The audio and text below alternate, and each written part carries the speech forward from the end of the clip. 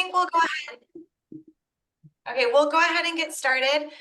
We have 2 hosts on Zoom, 3 people in person, and a bunch of people 20 people online. So Ariel and Sam, do you mind just introducing yourselves so we can make sure the sound is working? Yeah. Yeah, how is my sound? Am I coming through? Good, yeah. Good enough for everybody? Okay. Because I can switch to the mic. Hi, I'm Sam. Sam Moyle. I'm in the English department. And hi, everyone. I'm Ariel Dyer, and I am in the library department. And I'm Alex Rocky. I'm in academic technology. So we're going to be talking today about Turnitin, AI, and authentic assessments. We are going to start off with Turnitin. So before we do that, just to kind of gauge it, how many of you have used Turnitin? Okay, we have 2 hands raised in person and online. I see somebody say I do in chat, not at BC. Just go ahead and drop in the chat how your experience with Turnitin. And Sam, I think, well, hold on, I have something else to say, but can we go to the next slide? Okay, so when we get to the portion on AI, we're going to have a lot of resources. So we have these slides that are available for everybody with a ton of resources in them. So if you want, you can get them with the bit.ly flex AI 24, or you can scan it with the QR code. So feel free to pull it up, because there's a ton of resources. And spoiler alert, I have an 800 deck slide from UC San Diego with a ton of resources on AI, which is really, really helpful, but not something that you're going to want to look through in the next hour. Or print. Good point.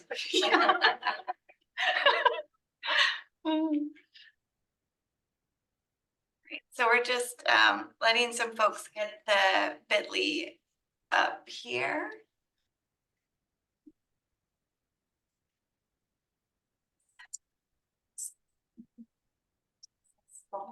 Did you say it was fancy? Yeah. Thank you.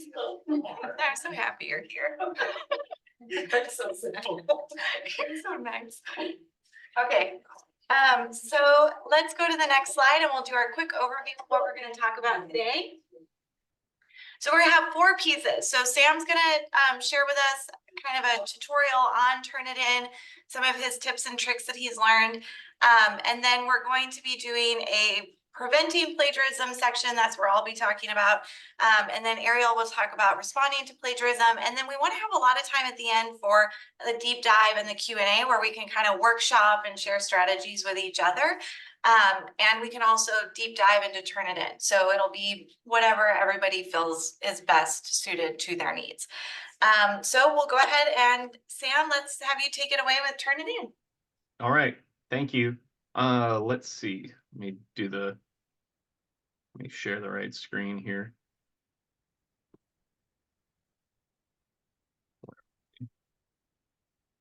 Is that coming through? Almost. Yes.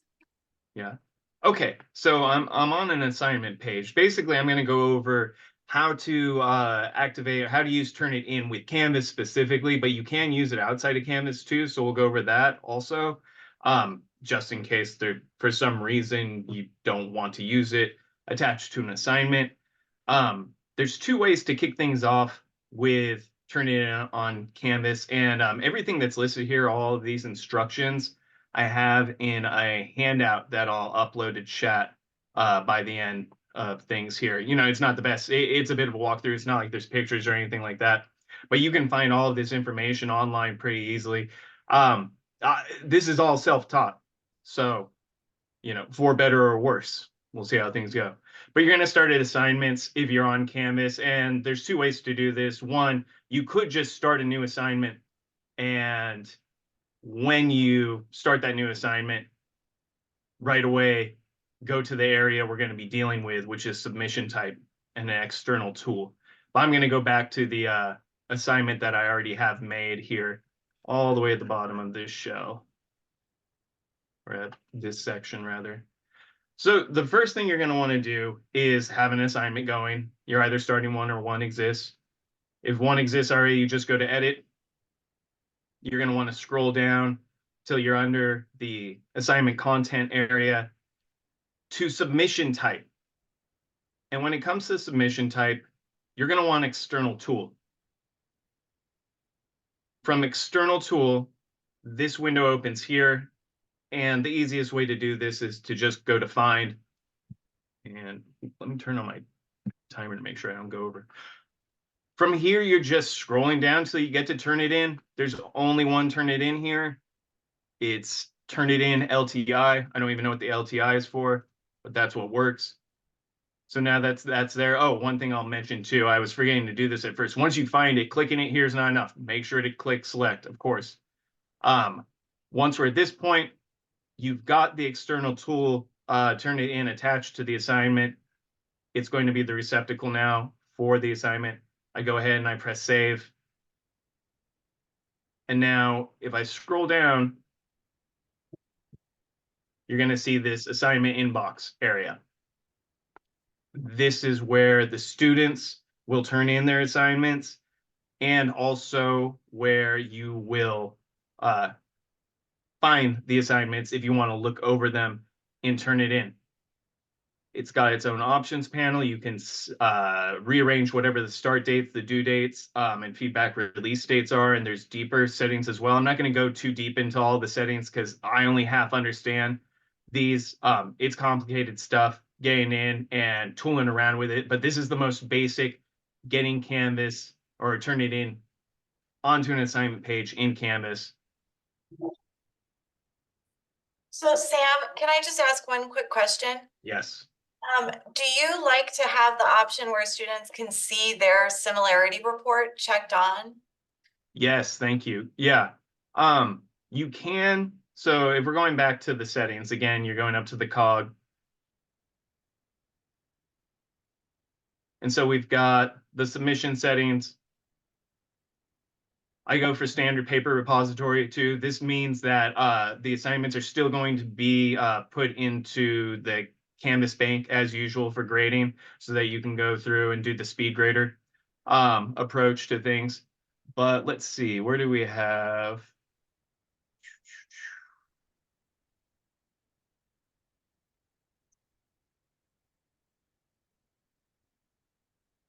I swear, yeah, there it is. Of course, it's right in front of me. Similarity report. The similarity report, this is basically a simple name for like the plagiarism score. Turnitin is going to generate a report that is going to tell you what, if anything, is plagiarized and let you know exactly what that source is. Here, you're going to generate the similarity reports. And then there's a question of whether or not students can see these and for how long. And there is a limitation as well. After 3 submissions, it takes 24 hours. So if you have a student who's posting over and over again, they're only going to be able to get 3 shots before you can get there. And then you want to be able to click this right here to allow students to view the similarity report.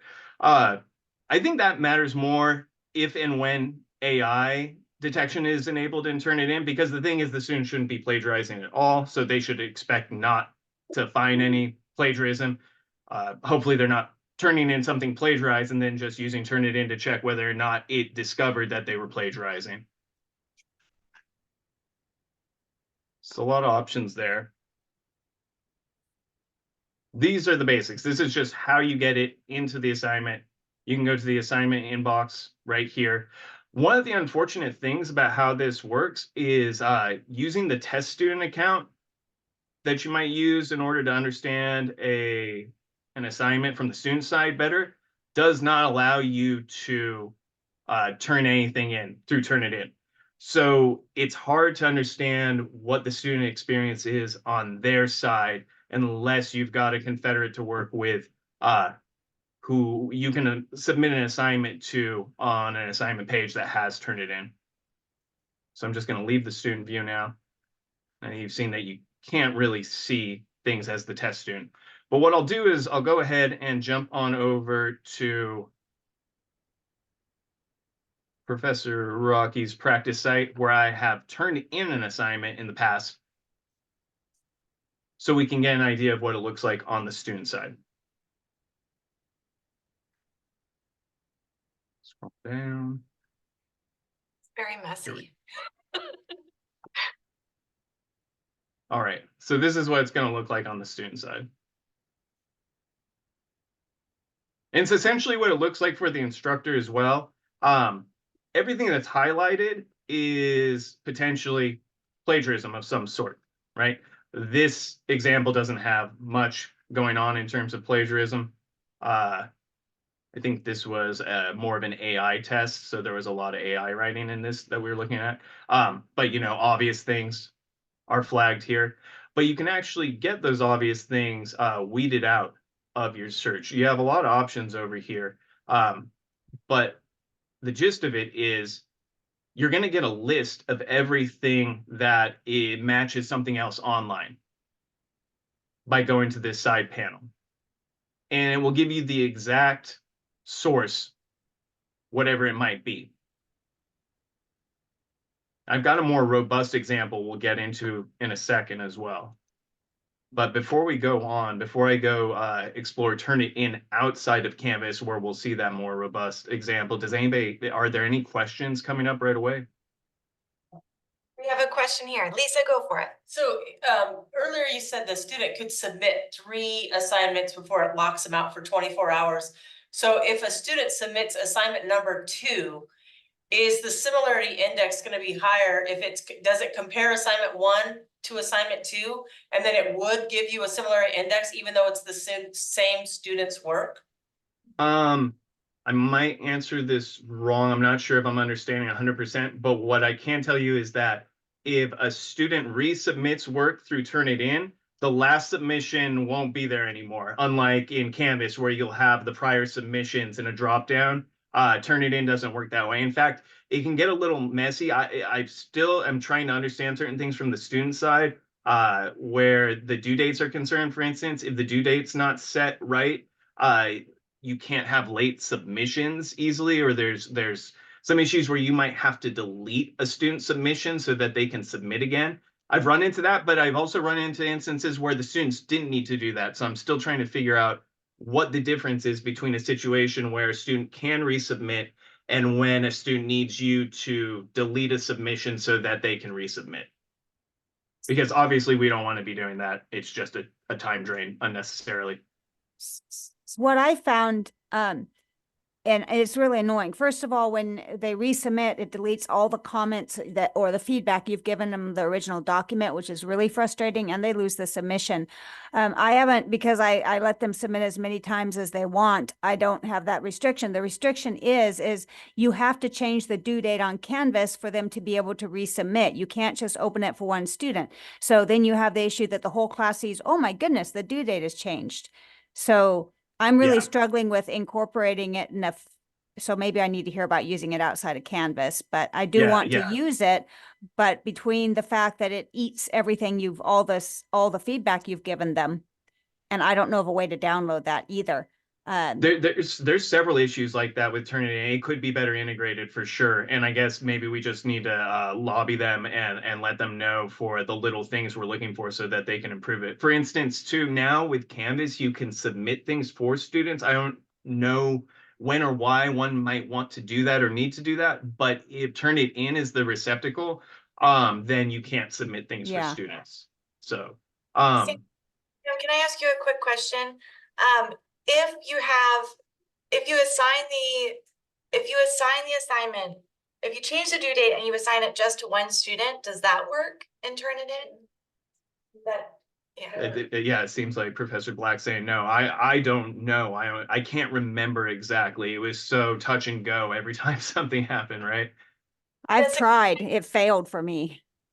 One question I have is, are you talking about comments that you leave through Turnitin or through Canvas's speed grader? Through Turnitin. Okay, I always do comments only through SpeedGrader, and that's the thing is Turnitin fences things, but everything still goes through to Canvas, and that's for me for my process. And I'm teaching English, so I'm doing the basic expository composition course where it's a minimum 6,000 words. That's where I do that stuff, and I haven't ever lost any feedback there. Although there's other issues with students losing feedback if they resubmit an assignment the feedback you had given on the original submission is lost to them. And then you would Oh. have to like copy and paste it, which is also a pain. So in Canvas, the feedback never goes away, but I like the Turnitin. I like because short of having them send me a Word document and me using track changes, Turnitin actually allows you to kind of do a track change kind of thing where you're commenting actually on their document, which I love. But when I realized that because it doesn't allow for process, because if they lose their original feedback from the original draft, then there's no process correction. So I don't know, I'm going to have to not use it, but I do like using it for its purpose, which is checking for plagiarism. Yeah, and that's the thing. In the end, it ends up just being a good plagiarism fence more than anything. Because I've been interested in using those features too, but I'm reluctant. And now that Yeah. I hear what you're saying, I'm glad I didn't. In a way, you know, right? Sorry you had to go through that. Um, Yeah, we have a couple comments in here. Becky, did you? mhm. I have had students in extenuating circumstances email me their late submission and then I can upload it to Turnitin without going through Canvas. Right. So it is Right. possible. It might not be possible for the students, but it's possible for me to do that on behalf of the student. Right. I would just It's say helpful. that. Yeah. Yeah. And Heather, did you have something? This might be later in the presentation, but you had mentioned early on that you had to go in and actually turn on the AI portion. Is that like? So the AI, because AI I version. love it, but it never comes up with the percentage of AI on it. So Sam, do you want me to be the bearer of bad news? Yeah, please. So we were already, Turnitin AI, and Sam goes, wait a minute, I can't see the AI detector. Yeah. As of December 31st, they have disabled that. Apparently it was a preview.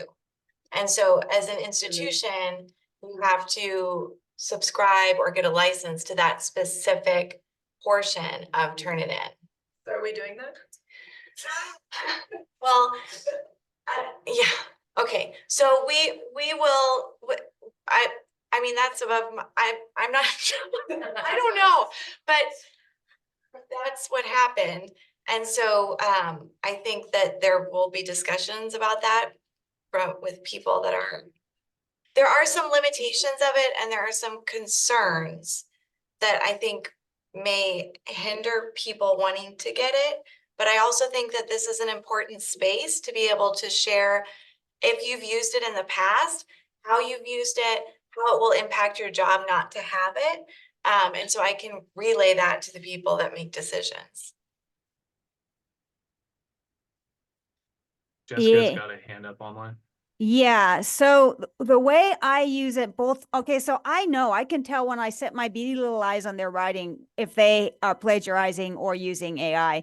I use Canvas as a backup. I don't just say, hey, because I have superpowers, I can tell because there's no way you could write this well or whatever, or you're not going to cite like this. I can say, hey, look at this score. This is suspicious. So what Turnitin does for me is it gives me like backup that's just not my intuition after reading a lot of their work. So that's what it is for me. It's backup. So it is really useful to have it. Exactly. It helps build a case. It's not the answer in Absolutely. and of itself. And students know this at this point. The word's already gotten around that the detection tools are not perfect. So depending on how deep they want to go, if they want to play hardball, they've got that in their back pocket. Yeah. Yeah, and Carol, I think to your question, some of the limitations and concerns are its inaccuracy. There have been instances where it over detects students who are language learners. So there's equity issues involved.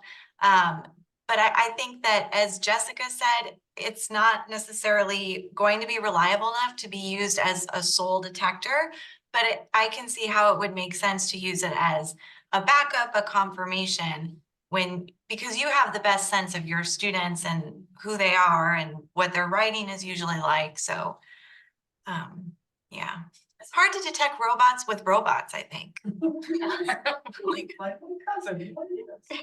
Yeah, and we don't know what this thing's going to be like in 5 years, even whether it's going to get better or worse. But there's a strong chance there are going to be tech answers to this. A lot more of that tracking changes built into. I mean, you can already track changes in Microsoft Word and through Turnitin, apparently. So hopefully we keep up with things. But the other thing I'll show you, if you guys want to see, is how to use Turnitin outside of Canvas if you just have a file on hand and you want to check it without going through all the rigmarole for one reason or another. Like you don't want the Canvas assignment as part of the whole deal.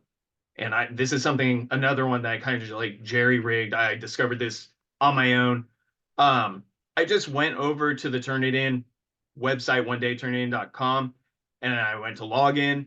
And what I did, there's probably a proper way you're supposed to sign up for this. That's not what I did. I basically I forgot my password and I put it in my bakersfield.edu. And it sent an email to my Bakersfield email to reset my password, and that gave me access to Turnitin online. So this is what it looks like online. I've got all of the same courses, and any assignment that I've created in one of these courses that has had Turnitin attached to it can be accessed over here. I can view all the submissions online if I want to for any reason. I don't think I'm giving away too much here, but I will jump out of here just in case. No FERPA violations here. That's the basic of it. You go to turnitin.com, you make an account. You can do it the backdoor way like I did, where you say, hey, I forgot my password. Here's my bakersfield.edu email, or maybe there's a more official approach. But outside of the classes that you have linked to this Turnitin page, I'm more interested in this quick submit function. And one of the silliest things about this quick submit function to know is that you have to activate it in user info of all places, right? See, if you go to user info up at the top here and you come down here, you have activate quick submit. I'll just deactivate it real quick. And you notice that tab's not there anymore. I haven't seen the quick submit. So if you go to user info and you go to activate quick submit, yes, submit, you now have this quick submit tab. And when you click it, you can basically submit one-offs. Just do one paper at a time if that's what you wish. You can choose what it's going to look through. You just write in whatever here, and then you choose the file you're looking for. Let's do that. You want to make sure to press upload here, and then you got to press confirm after it's done its thing.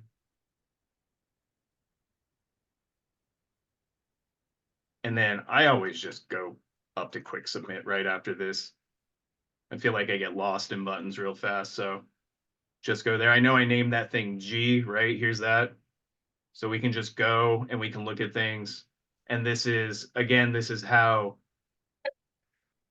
it appears on the teacher side, this panel you get for reviewing a document.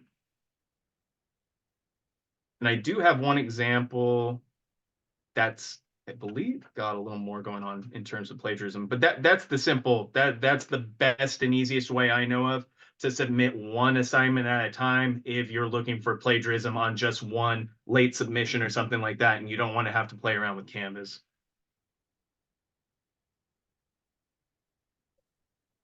Any questions coming to mind? Any comments? I'm activating quick submit at this moment. It doesn't show up unless you've activated it, so I didn't know it existed. Let me see if it shows up now. Oh, yep, there it is. Thank you. Yeah, no problem. Thank you, Sam. Okay. We'll have time at the end to do a deep dive into Turnitin if you have specific questions about it. Yeah, I'm going way over, so I'll back off now. You're good, you're good. Thank you so much, Sam. That was really helpful in the quick submit. And, I didn't know that was there either, so thank you. No problem. All right, so now we're gonna hop on over and we're gonna talk about some of the ways that we can try to prevent plagiarism, specifically as it relates to AI. And so I know that we kind of already touched on this. If we'll go to the next slide.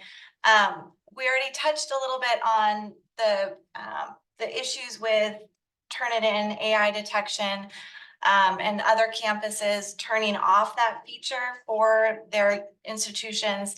There are different free GPT or AI detectors like Zero GPT or things like that that can be used. So again, please let me know if you have any thoughts on this. Maybe at the end we can do kind of a deep dive into that, and I can share that with the folks in academic technology. But there are considerations and limitations with it. So really the biggest thing that we want to focus on is trying to prevent plagiarism in the first place. Because once it's happened, it's a big headache for everybody. So the more that we can try to prevent it, that's probably going to be a better use of our time than trying to catch it once it's happened. So we'll go to the next slide.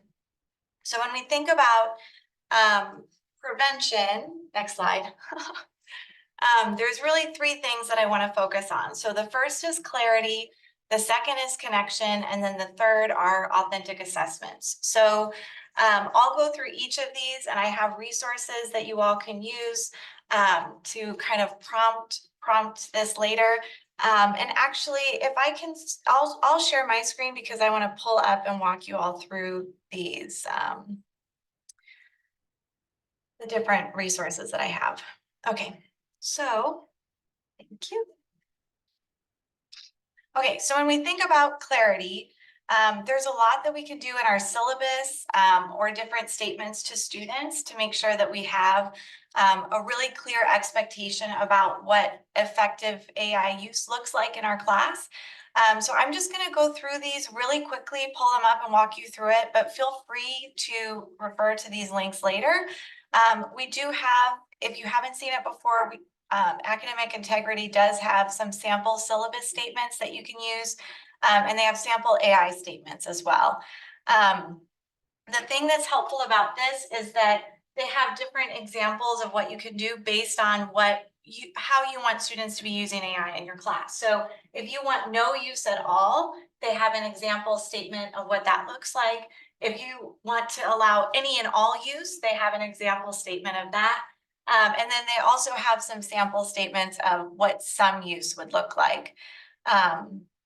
So this can be kind of helpful as you're thinking about, putting something in your syllabus so that you have a clear communication with students about what the expectations are. So real quick, does everybody have a syllabus statement that they're already using? Okay. Yes, in person, yeah. What about the folks on chat? Yes. Okay. Awesome. The yeses are rolling in. Okay, so the other thing that I wanted to share was it's 165. It's not 800. So Lisa, maybe you could print it out. I know. So the UC San Diego has this amazing resource all about AI, and you can click to the different things that are useful. So some of the things that they have in it that I wanted to highlight were survey questions for students. So it prompts you to make a copy, so you can make a copy in Google Docs. And it gives you these questions that you can give to students about AI. So you can get a sense of how familiar they are with it, what they've used it to do, what do you think cheating might be? Now, this could be something that might be really interesting to use as an icebreaker in the beginning of the semester. Students are really interested in AI right now, so it could be a really great way to kind of have a discussion about it. And having those discussions can help make sure that everybody's on the same page on what effective use looks like. So, and a resource for your perusal. And then they also have guiding principles for talking with students about AI. So talking about, the standards, learning, and then also talking about, this is the part that I really liked, giving students other options when they start to feel like they may want to cheat because they're running short on time. So I think that, this could be something that might be an interesting way to prompt some discussions with students as well. Nice. And Jessica does a discussion. Cool. Okay, so the other piece is connection. So, when we're thinking about preventing cheating and preventing plagiarism, a big piece of it is, of course, the relationships that we build with our students. And so we can talk about doing a learning pact. So Ariel and I at a workshop that we did, I think last spring, we had students and faculty come together and create a learning pact about what effective use looks like in the classroom. This was done on Padlet, and that was just a great discussion to have. But then we can also think about ways that we can get creative with assignments. So this is a really, really detailed article. But if you go down to the part on get creative with your assignments, there's some interesting assignments that kind of leverage AI that are listed here that might be interesting and might be something to consider. So you could have students using AI to prompt a competition. You could have students use AI to reflect. So there's some specific really like examples of assignments that might be interesting and ways to kind of help build that relationship with students on things that are interesting. So I'm going to give everybody just like 1 minute or so to peruse these sample let's see, where is it? Get creative with your assignment piece in the medium, and I'll drop that in the chat. I think those of you in person, you got it, right? Okay. So just take a moment to kind of peruse those and share your thoughts. Anything stand out to you that you already do or that you think might be helpful, a helpful way to kind of start to build relationships with students while talking about AI?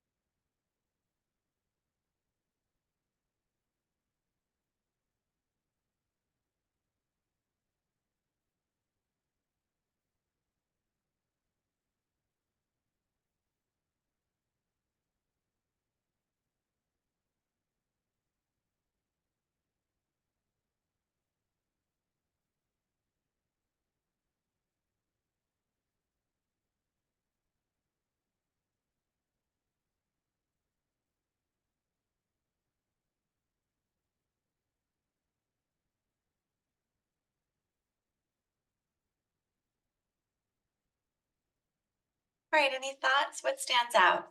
Anything that you might use or that you already use?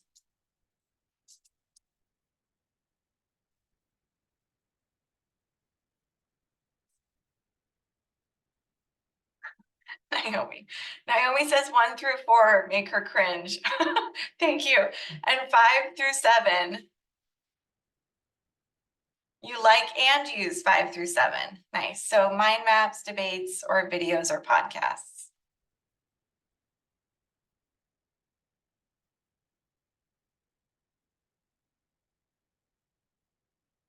Any other thoughts? Honestly, I'm struggling with like, I find AI, all these things so problematic that I'm basically not using it. I do discuss it in class, but I don't want it doing the metacognitive skills that I'm trying to teach. And I think that's where everybody's at.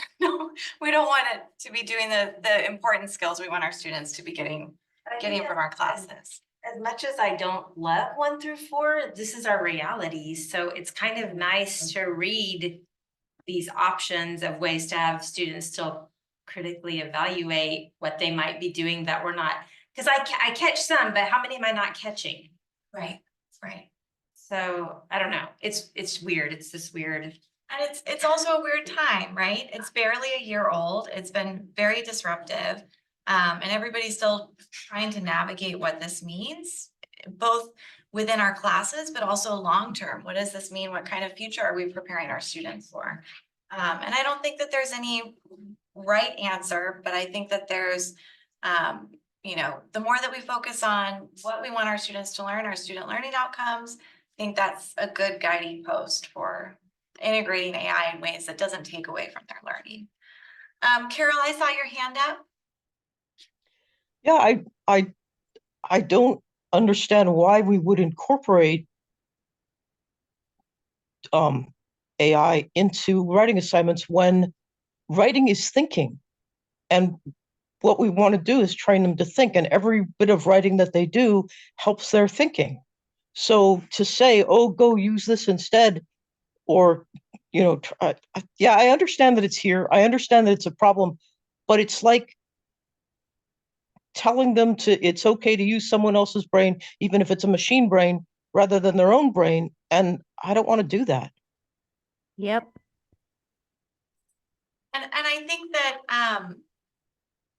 think that this is where we really want to be mindful about discipline and, you know, thinking about what specifically we need to be teaching. I know that there's lots of creative ways that folks have used AI. You know, writers themselves have used it as a way to prompt thought when they're kind of stuck on they don't know what to write next.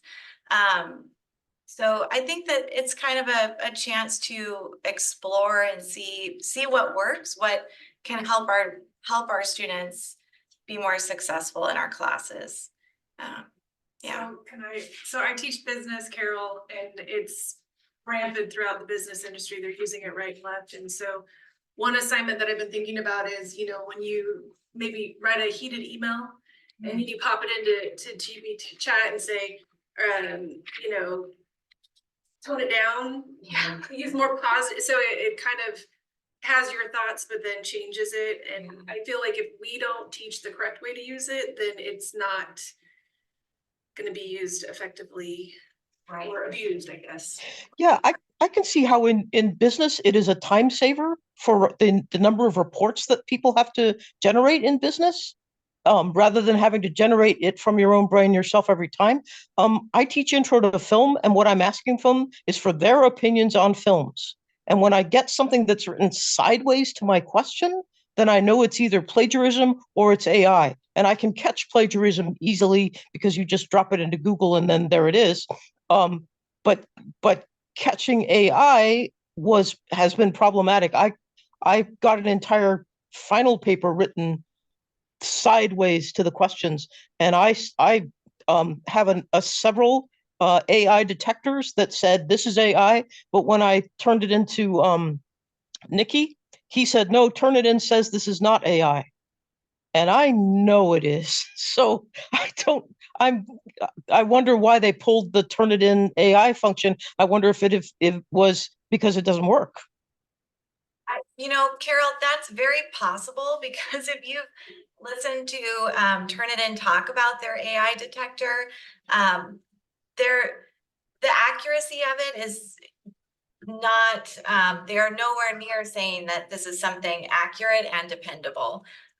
So it's possible that because they have been getting a lot of heat about it lately. Ah. I think building on to the business aspect, it really depends on the discipline because in the business world, with how technology is changing, they may want you to know how to use those AI skills because they may rely on that in their industry or in their company to produce whatever it is they're producing.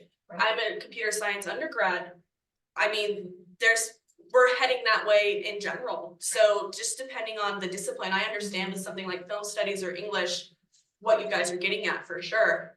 But I think it really does just depend on the industry. I mean, maybe even engineering, they can utilize AI. It really just like depends. Right. No, I think you're absolutely right. I think that you know, I did a lot of temp work and watched my bosses, you know, try to write reports because that's not their job. Their job is to think about business, and for them to have a tool that allow them to just here's my report. I think that's great. It's just that in the arts, I'm a playwright. They need to be using their own brains. The students in our disciplines need to be using their own brains to express their own opinions and feelings because AI cannot do that for them. And that's a big thing with like people using AI to generate artwork and posting it online and taking it away from actual real artists, and that Well, becomes a question. And the I have a bunch of friends who are writers whose work was stolen in order to program AI. So that's an ongoing litigation, right there. yeah, There's a site you can go to find out if your books were stolen, to train the AI, machines. Great. And I think that we'll have time for this deep dive. I'll give one more, go ahead, and then we'll move on to the next part. So I'm part of the Faculty Diversification Fellowship, so I'm not teaching yet, but I am in the master's program for history at CSUB. And, you know, in history, there's not a lot of room for generating anything, but I use it myself as a tool because a lot of the things I'm writing about can be very touchy subjects. My language has to be very precise to make sure that I'm accurately describing people's experiences in the past. And so I use it basically as like an expanded thesaurus. If I know exactly what word I need to use, but I can't exactly think of it, I can just sort of rant to an AI tool and say, give me a word that means this, and put exactly what I need to say, and it'll bring up a list of words. And if I don't like any of those, I can use those in a traditional thesaurus. And I think that by teaching students, especially in humanities, teaching students how to use AI ethically like that, basically allowing them to be precise, putting their thought into it to help them basically pinpoint what they need to say or what they're trying to say, especially, you know, with people who may not have English as a first language. I think that will let them see, hey, I can use this to further my studies and help instead of just using it to generate something. Yeah, and I think that that's a sophisticated use that we could all hope to support our students to get to. Yeah, thank you. Okay, so I'm gonna skip this reflection time because we're, you know, moving along. But if you want to look at this, these are some questions that you can use to think about if you might want to revise an assignment because you're concerned. Again, the more that we can prevent plagiarism in our classes, that's the best use of our time. So if we have assignments that are written tasks that have lower order thinking skills, that is easily available online, these can just be some helpful questions for us that may say, okay, you know what, it might be worth my time to revise that assignment a little bit to help prevent plagiarism. And then once you do that, if there are assignments that you want to adapt, there are some helpful resources that I won't go into deeply, but this section on adapting assignment has some helpful guidelines on what to do. And then this one is an article that came out, and if you look at table 1, it has ways that you can integrate AI effectively, like ways that students could use AI to support their learning. And so, you know, here we saw mentor, which I think is kind of along the lines of that extended thesaurus. And so you can think about ways that you might revise assignments along those lines. Okay, so that was my piece on AI and preventing AI plagiarism with AI. And Ariel's going to take it away now. Do you want me to keep on sharing, Ariel, or do you want to take over? I don't mind. You can keep sharing if that works for you. No problem. Okay, so I am going to touch on 2 instances of where it kind of came to a head. In one was in a class I was teaching, and then another was a friend of mine who teaches at CSUB, and just kind of workshop how we kind of got to the conclusion, was it AI, was it not? Because like we've talked about earlier in this workshop, you can't always tell just using something like Turnitin or ZeroGPT, other sorts of things like that. So if you could go to the next slide, Alex. All right, so this is the first paragraph of a final portfolio for Library B1. And something important to note about this assignment is it is not a paper. I say in every way I can throughout the 8-week course, you're not writing a paper. You know, I say it in video, I say it in text form, I say it to them multiple times. you know, and yet I got this paper for the final portfolio. And if you look at the text, it says mass shootings have become an increasingly common occurrence in the United States. Each time a mass shooting takes place, it brings to light the debate surrounding gun control laws and mental health. As a language model, I don't have personal emotions or beliefs, but I can provide an objective reflection on the issue. So as you can see, sometimes it's really obvious where a student isn't really catching it, isn't really editing or working with the thing. They're just kind of trying to get something done really quickly. And in this one, it was very simple. It just has the as a language model, which is what, you know, ChatGPT and Google Bard and all that stuff is. So that one was kind of a very, very straightforward, unfortunate moment for the student, right? But I'm hoping, I don't know, sometimes you can try everything and you're still going to get those students that are doing that. So that one was pretty easy to report and to catch. But can you go to the next one, Alex? All right, so this is a little different. This was a friend of mine, like I said, who teaches at CSUB, and they were unsure if something was AI or not, and they knew that I had sort of an interest in the topic and taught on plagiarism and AI, so they came to me and asked for my help. So here we have a paragraph that doesn't have any real big hints on it. It says, in my reaction to the reading, I found the article successful in presenting its point. It effectively combines genetic analysis with archaeological and morphological evidence to draw conclusions about the social structure and burial practices of the ancient populations at the Clunk site. So this is different than the first that paragraph previously, not only because it doesn't say it's a large language model, but because it uses personal words, right? Like in my reaction to the reading, I found the article successful. It's also referencing something, you know, clearly responding to a reading that this professor had given the students.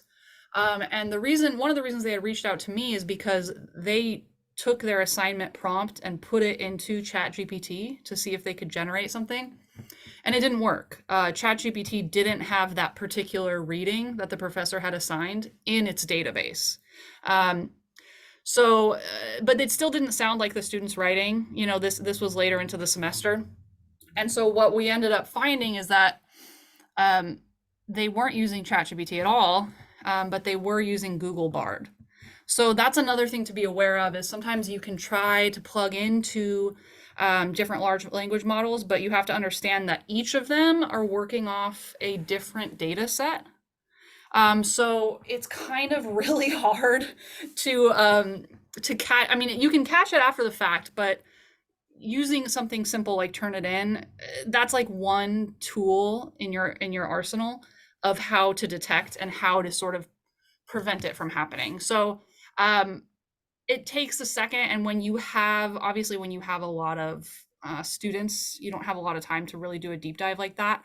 But with this particular student, the professor ended up speaking to them. So before they reported it or anything, they spoke with them and just asked them, you know, it looks like you're using AI. Is this AI? And so they did at that point come clean, and they were able to kind of work it out amongst themselves. So that's how that particular one was resolved.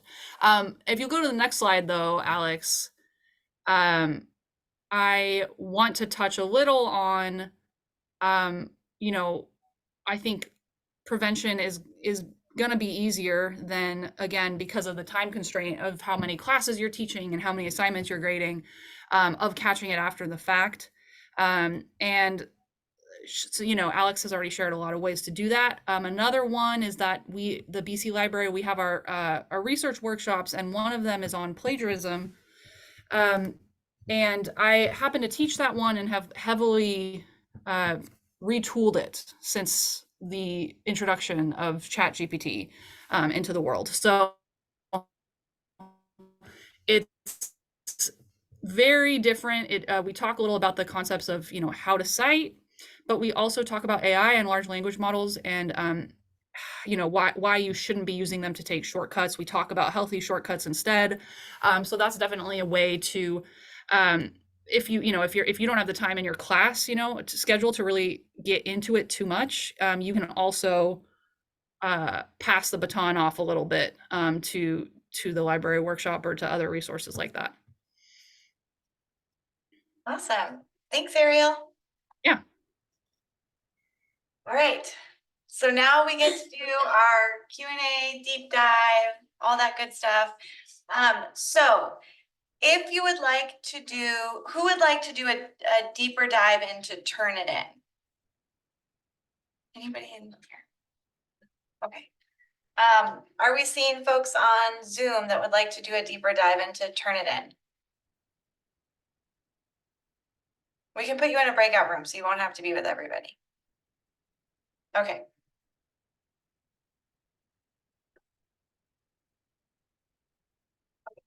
So, Ariel, why don't you go ahead and open up a breakout room?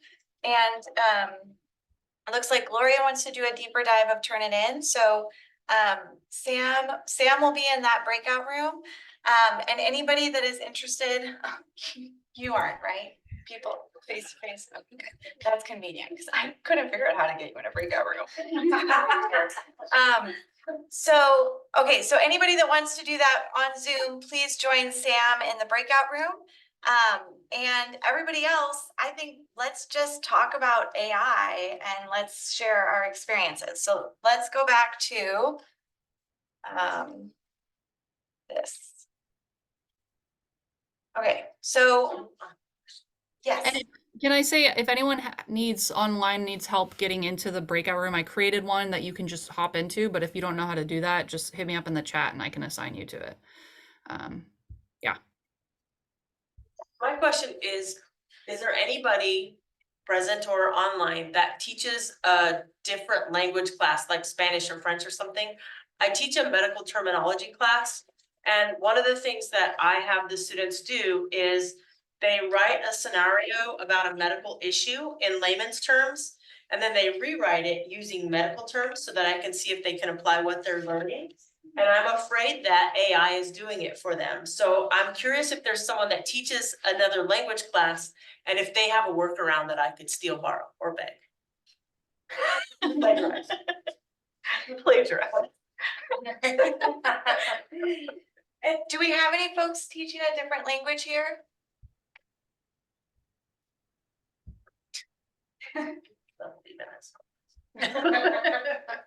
Any thoughts on strategies for that? Legalese? Oh. Yeah. Let me think about that. I know. That sounds like a perfect task for ChatGPT. Yeah. Like perfect. Right, exactly. Yeah. Because I've had it, and then the reason that I knew or I was super suspicious is someone said when I have problems with my lungs, I go to a respirologist. No, that's not what we call it in the United States. Yeah. Maybe they do somewhere else, but that's not what we call it. So that's what I was like, where did that word come Is it like you give them a prompt to write it and then they translate it? So it's it's part of my midterm, and so I take the first 7 chapters that do different body systems, and they have to write a scenario of a medical condition, including 15 terms from any of those systems. So let's say that you have trouble breathing and you have a heart attack, and so then they have to use medical terms for that. And so in addition to like understanding the terms, and that's like in an exam format, they have to do a writing assignment to match that. And so then I do it for the final exam as well. And so I'm wondering if I should just scrap that whole assignment, but application of the terms is really what the goal is.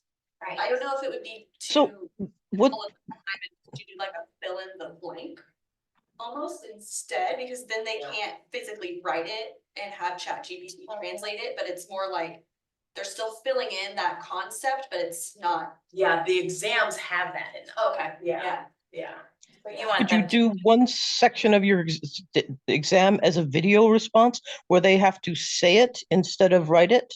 And that might make them do it the way you want them to? Well, even if they could do ChatGPT and then they could just say it and. They still get, that's because I almost did the same thing, but Yeah. I thought they could still just pull it up on ChatGPT and then just talk what they Right. read out loud what they see on. Yeah, but then it would be going through their brain. That's true. It's true. I added like, you have to highlight the medical words and then define them, but I'm thinking even these computers could do that for them. Yeah, they do. Yeah, I think that's a good example of something that maybe sometimes there might not be a way to fix a particular assignment, but if you focus on, you want them to be able to, you said what you wanted them, and I forgot. I want them to be able to speak in using medical terms or understand what they mean. Right. Yeah. So then you can focus on that and see if maybe there's another assignment that's more I AI. think that's where that alternate things link will be helpful. Yes, yeah. Any other thoughts, pieces on, Ariel, do we have any questions that were submitted to the Q&A? We do. Let's see. Let me look. So some of this we may have already kind of talked about a little bit. Someone says, I am suspicious they use it, students using AI, but want to know how to verify it. And I'm suspicious that AI could be doing the assignment. Should I care? How could I test it? Any ideas how to appropriately respond to a student who may have done this? And we talked a little about, you can enter your prompts into large language models if you're concerned, to see what kind of output you get from them. And that can give you a good idea. But again, you need to check multiple ones if you're really wanting to see, because just because ChatGPT doesn't do it doesn't mean Google Bard or Bing won't be able to. And that can get really tedious and take a lot of time. So I think as professors grading millions of things, I don't think adding a lot to our plate is the best strategy. But if you want to do that, like, that's available to you. I've heard that you can ask ChatGPT if it has written something. I've never tried it myself, but I've heard that you can like cut and paste and ask ChatGPT, did you write this? That would obviously, that's like you mentioned, Ariel, a lot more work on the professor. But if like you're highly suspected or like suspicious of somebody, that could be like something that you could try. I'm curious about that. I don't know if ChatGPT, I don't trust ChatGPT's ability to remember what it says because it lies. That seems extreme. I don't want to anthropomorphize that. Ariel, It's not, it hallucinates. it hallucinates, so it makes things up. It's generative. It's truly randomized, right? But it's randomized based on being able to actually educate itself based on a data set. So I would be skeptical of that.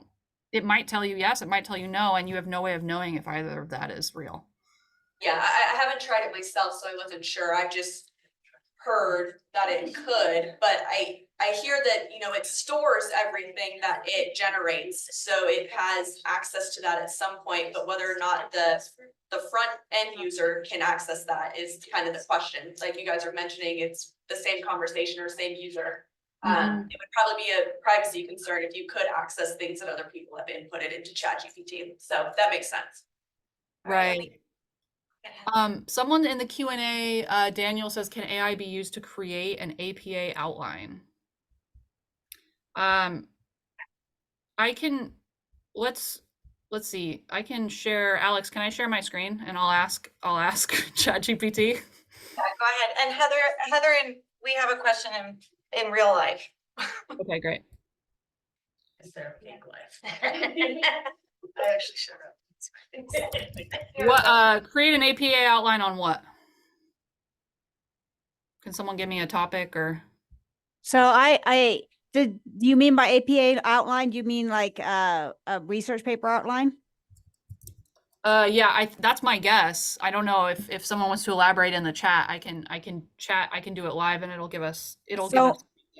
I don't, my son is like, we have this big argument, like, right. Cause it gives false sources for psychology. He's studying political science and they do, and he's really good at the prompt. I could ask him, he can like do a prompt and it'll make him an outline. You have to give it a very precise, instructions like addressing X, Y, and Z with references, and it works. He's doing MLA, of course, but you know. So my understanding is the APA generation, it can be hit and miss, but it is possible. I think at first it wasn't. One of my colleagues said he put in, give me a PowerPoint and outline everything for a specific class. Yeah. And it gave him everything. He could just go teach the whole class with it. And Yeah. so I can't imagine it can't make an APA outline if it can do all of that. Yeah. And there are some folks on campus. Sentences. Yeah, you gotta be specific to the prompt. Did you have a question? I was just curious if anybody would like to share how they do use AI in their class and some creative assignments. Does anybody have any creative assignments? Lisa, go ahead. I teach in nursing, and so one of the things that we do for students is when they go to the hospital and they look at the patient's medication list, they have to tell us, there's some criteria that they have to do about every medication. What class is it? What does it do? All these things, and they hate it. And so what I had the students do was take their medications and I specifically explained the prompt. Ask GPT from the perspective of a nursing student, explain, and they give the criteria for, and then they list the medications. And so then it kicks it out and if a student would upload that, they could be correct. But then I have the student take that and compare what the Chat GPT says about the medications to what the drug book says and highlight what's wrong. And so, because it always is. And so because what a patient takes a medication for isn't always what the book thinks the patient takes a medication for, right? Am I taking a Tylenol for a fever or am I taking a Tylenol for pain? But you have to know your patient to know why you gave that Tylenol. Right. And so the student has to then highlight what's different. And so that's how I use it in a positive way. That's cool. And that's also kind of modeling too the limitations of it, right? Because you're showing it that you can't just rely on it for medical advice. Time to do it, it's teaching. Right. It's like, oh, favorite. No. All right. Okay, awesome. I want to be mindful of everybody's time. I know we're 2 minutes over. But thank you all so much for coming today. It was a really lively discussion and lots of fun. And thank you to those on Zoom land for coming as well. And we'll see you all soon. Thanks, everybody. everyone. Thank you. So I did an assignment about. Thank you, Ariel. Thank you, Sam. See ya. Bye. Just, you know, she got when she's